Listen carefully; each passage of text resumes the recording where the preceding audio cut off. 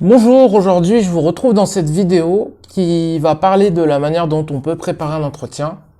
Pour réussir un entretien dans le luxe, forcément, il faut bien le préparer. Donc je vais vous parler de quelques petites astuces que j'ai apprises au fur et à mesure au fil du temps. Donc la première chose à faire, donc, c'est de se renseigner sur la maison pour laquelle on postule. Ça semble un petit peu évident, mais voilà, quand je parle de se renseigner, c'est pas seulement apprendre ce qu'on va lire sur Wikipédia, savoir les dates de création, l'origine, etc. Parce que dans un entretien avec un employeur en face et le stress, on peut très vite se perdre dans les récitations. Donc quand je parle de se renseigner sur la maison, je parle dans un premier temps quand même de connaître des faits historiques, mais également de regarder les derniers défilés en tout cas. Donc connaître bien évidemment le directeur artistique, alors le ou les directeurs artistiques, parce que certaines maisons vont avoir un pour la femme, un pour l'homme, etc. Apprendre des pièces iconiques, alors c'est du prêt-à-porter, apprendre quelques pièces de prêt-à-porter, éventuellement, voilà, selon le domaine, c'est de la maroquinerie, de la chose ou des lunettes, etc. Renseignez-vous sur les pièces iconiques. N'hésitez pas à parler d'anecdotes, éventuellement si vous avez des anecdotes. Voilà, renseignez-vous sur les matières. Je donne un exemple un petit peu évident, mais voilà, pour quelqu'un qui postule pour la maison Louis Vuitton, il faut savoir parler de la toile enduite. Celui qui n'est pas capable d'expliquer ce que c'est, ni même d'en parler spontanément, voilà, ça peut être très vite éliminatoire. Donc pour moi, ça c'est les premières choses à faire. Donc prenez 15 à 20 minutes pour regarder soit les meilleurs moments d'un défilé, ou éventuellement voilà regarder les défilés entiers si vous avez du temps. En tout cas, c'est quelque chose à ne pas négliger. Ensuite, voilà, quand vous êtes face à un employeur, il faut vous attendre parfois à des questions un petit peu déstabilisantes, voire des questions pièges.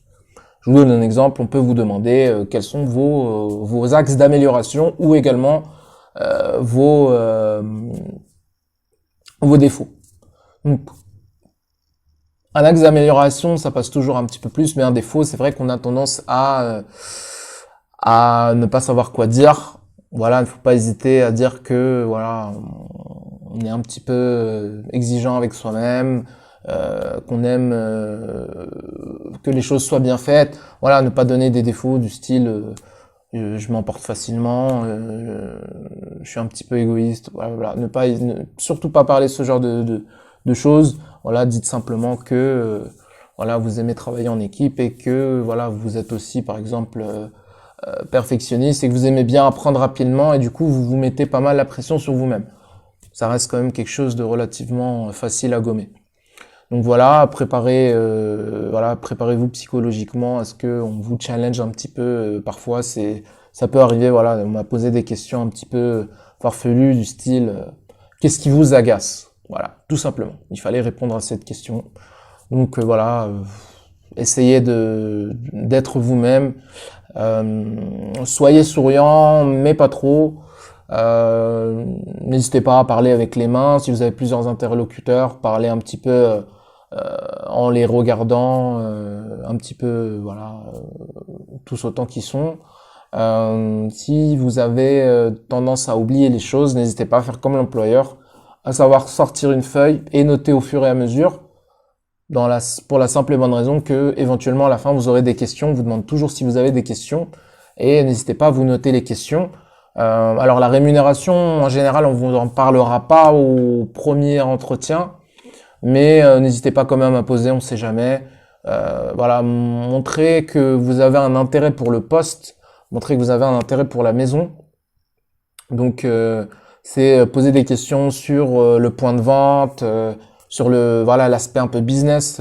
Ça c'est quelque chose qui peut être un plus pour vous. Ensuite, voilà, quand vous venez, votre tenue doit être impeccable, forcément. Je vais parler pour les hommes, du coup. Si vous venez avec une chemise, c'est quand même de fermer le dernier bouton parce que ça fait partie des codes du luxe. Voilà, si vous avez une barbe, bien évidemment, il faut elle soit bien taillée, présentable, etc. La même chose pour les cheveux. Parfumez-vous, gardez un petit flacon de parfum ou éventuellement un déodorant si vous avez peur d'avoir chaud sur le terrain, sur le chemin, pardon. Et voilà, essayez d'avoir aussi éventuellement une petite boîte pour la laine, voilà, des pastilles. Euh, voilà, ayez confiance en vous, allez de l'avant et je suis certain que ça va bien se passer pour vous. Il n'y a pas de raison lorsqu'on fait le travail en amont. On ne peut que voilà réussir les entretiens. Bien évidemment, voilà, essayer d'apprendre les vocabulaires qu'on utilise dans le luxe. On parle pas de marque, mais de maison. C'est pour ça que je vous dis maison depuis tout à l'heure. C'est un petit peu un vocabulaire qui doit être voilà utilisé. Le dernier conseil que je peux donner, et ça c'est global, c'est pas que pour un entretien, c'est essayer de vous constituer une sorte de culture mode. Essayer de savoir ce qui se fait dans la concurrence, qui est à la tête des directions artistiques des grandes maisons de luxe. Ça peut toujours être un plus. Moi, j'ai déjà eu une question comme ça hein, lors d'un entretien. Voilà, quels sont les directeurs artistiques que vous appréciez le plus? Et il faut savoir, voilà, quand même sortir des noms et expliquer pourquoi et pas donner juste des noms qui nous passent par la tête. Euh, voilà, moi c'est ce que j'ai au fur et à mesure au début des entretiens, je connaissais personne et j'arrivais un petit peu les mains dans les poches. Et puis j'ai compris par la suite qu'il fallait voilà